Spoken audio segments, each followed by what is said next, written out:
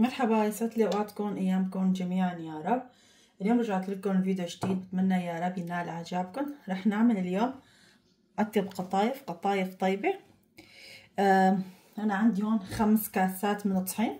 عندي كاسات الكبيره، عيرتهم الكاسه الكبيره هيك 5 كاسات من الطحين. رح ساوي شوي كميه منيحه، انتم فيكم تعملوا كاسين 3 حسب الرغبه. حطيت عليه انا نص كاسه من سميد الوسط، فيكم تحطوا الخشن من الوسط.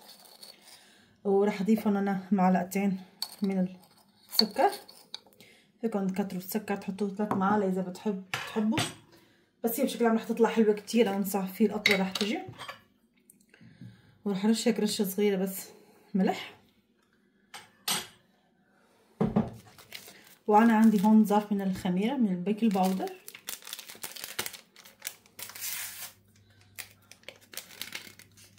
طبعا الطحين انا نخلته، مخلوق احسن. هلا هي المكونات هلا هيك جافه، رح نحرك المكونات الجافه مع بعض، بعدين رح نضيف المي. خلينا هلا هيك منيح نخلط المكونات الجافه مع بعض. وهلا هون انا بعد ما خلطت منيح المواد الجافه مع بعض، حطيت 4 كاسات من المي من نفس الكاسه. 5 كاسات طحين 4 كاسات المي. كميه المي عندي منيحه.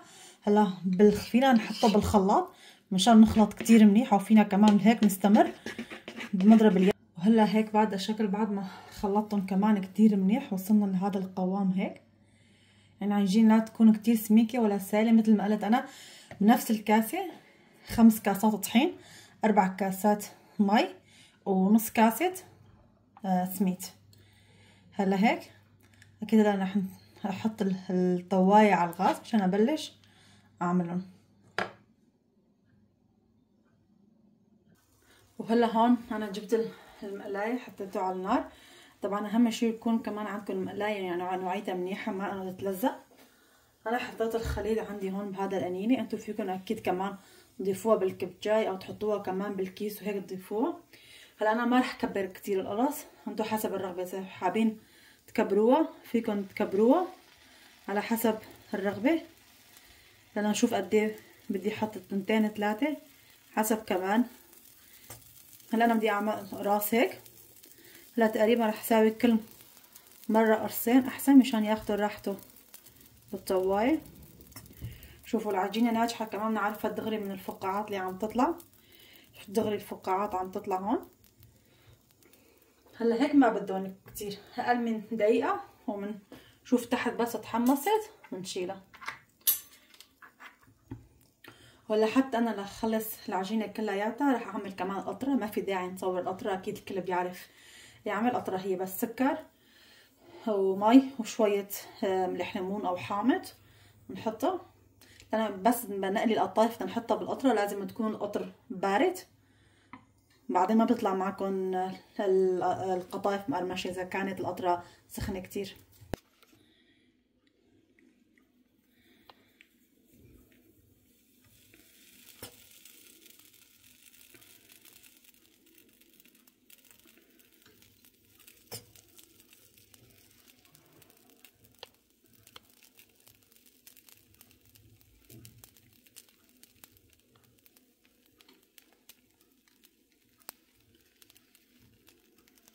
وهلا هون هيك بعد ما خلص معي العجينه كلياتها، طبعا كل ما خلص عنا عجينه وهي سخنه لازم هيك نغطيها بشكلها فوطه مطبخ نظيفه. انا عندي هون طبعا لسه في عندي كمان تحته كمان طبقه تانية، ولسه في عندي كمان صينيه تانية. انا عملت ما شاء الله كميه منيحه، شوفوا ما شاء الله عجينه ناجحه 100% وطريه كمان. قطره من هالعجينه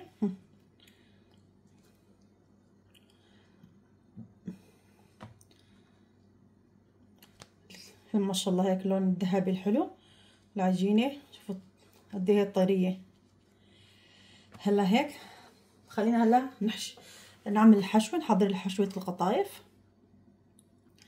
هلا مشان الحشوه اكيد في كذا حشوه، مثل في انه القشطه، في بحشوا على الجوز حسب الرغبه. هلا انا بحب انه احشيها بصراحه هيك. هلا انا عندي هاد هون حليب، انا فرطت حليب، حطيت 2 لتر من الحليب بس بلش تسخن عندي الحليب، حطيت فيه شويه حامض او ملح ليمون لحتى تنفرد عندي الحليب. لأنا ما صورت كل شيء خطوه بخطوه، بجوز انا يطول الفيديو او تقولوا ممل، مشان هيك ما بعرف اذا عمال بكون منيح ولا لازم اصور كل خطوه بخطوتها. وبضيف معه هون عندي مكسنبونة مثل القشطة، يعني مسكنبونة. هون عندي هون علبة ونص، رح اضيف علبة ونص. انا عندي كمان كمية القطايف منيحة، اذا بعملها قليل بعملها بس بحليب، يعني بحليب بفرط الحليب. بس انا مثل ما قلت عندي ما شاء الله كمية منيحة، بس ما رح يكفوني. انا كمان بحب احشيهم يكون جوات حشة القطايف تكون منيحة. وهو بس هلا هيك بهذا الشكل. خلينا نخلطهم مع بعض لحتى ينخلط عندي خليطة الحليب مع الماسكنبونة بشكل كتير منيح. وفيكم كمان تعملوا بس وحدة منهم، او تجيبوا القشطة او تحشوها بالجوز باللوز، شي اللي انتو بتحبوها. هلا هيك بهذا الشكل خليني اخلطها منيح. وهلا هون هيك بعد ما خلطته بشكل منيح نجيب قرص من القطايف العجينة يعني. هلا نحشيها على حشوة حسب الرغبة، فيكم تكتروا وتقللوا، بس انا بحب يكون هيك شوي جواتها مدعوم. لما واحد عم بياكل انا بحس انه عم ياكل مو بس عجينة. هلا هيك بهذا الشكل. هلا وراح نغطيها هيك، نكبس بايدنا. العجينة بتنمسك بسرعة مثل ما شايفين. نضغط كمان هون. هلا هيك بهذا الشكل خلينا نحشي القطايف كلياتها. شوفوا لي على الشكل شبشهي. هلا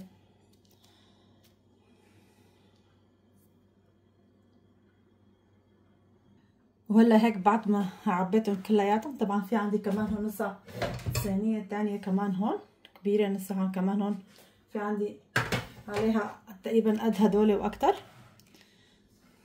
انا طلع عندي هون العجينة 42 قطعة من القطايف. هلا انا حاطة زيت على النار لحتى يحمي عندي مشان اقليهم. وهلا هون مثل ما قلت انا رح حطيت الزيت على الغاز، صار عندي سخن بالشكل منيح. انا كمان جنبه عندي هون بالقطر، هون حاطه طنجرة القطر جنب الزيت. هلا هون دغري بس اطالع القطايف من الزيت راح احطه بالقطر، والقطر هو عندي بارد. القطايف عندي سخن والقطر عندي بارد. خلينا هلا بسم الله نبلش. هلا كمان نبلش كمان نأكد انه مغلوق بشكل منيح مشان ما يفرط ما يطلع شي لبرا. انا عندي مو شايفين مقفول بشكل منيح. هلا بسم الله خلينا نبلش. فعندي الزيت صاير كتير حامي بشكل منيح، ونحط حسب الكميات. بدنا نحط، انا راح احط كل 4 أو 5 مع بعض عشان ياخدوا كمان هيك راحتهم. هون عم ينقلوا مثل ما قلت ما بده كتير، اقل من دقيقة رح طالعهم نحطهم بالقطرة.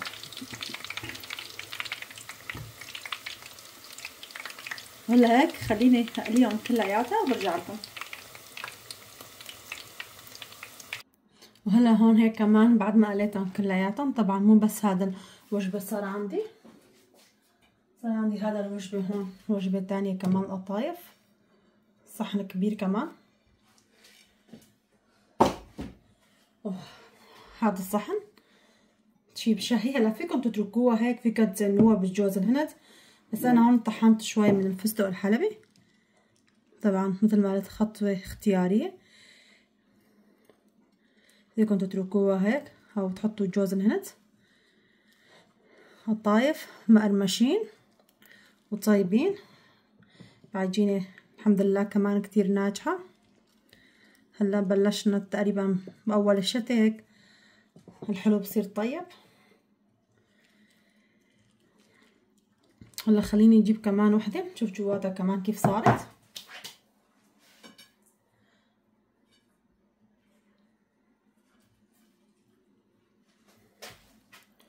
هون عندي وحدة، شوفوا المقرمشة، شوف جوات العجينة كيف صايرة.